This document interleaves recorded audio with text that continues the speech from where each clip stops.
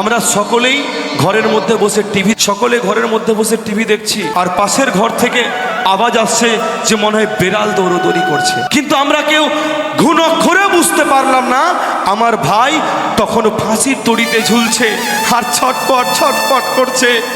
সেই আওয়াজ আমরা কেউ বুঝতে পারলাম না। ঘর থেকে যখন টিভি দেখে বেরোই, দেখি বাড়ির মধ্যে সবাই আছে, কোথাও আমার ভাইকে দেখতে পাচ্ছি না। দেখি ঘরের বাইরে আমার ভাইয়ের জুতো রাখা আছে। জুতো দেখে ভাবলাম ভাই হয়তো ঘরের ভিতরে আছে। ঘরের ভিতরে যখন প্রবেশ করলাম, দেখছি আমার ভাইয়ের সুন্দর দেহটা ফাঁসির দড়িতে ঝুলছে।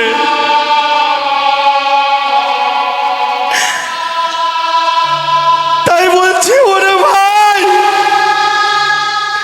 তুই তো আমাকে বলেছিলিস যে আমি মরে গেলে নাকি আমি মরে যাবার পরের দিন সেই মেয়েটা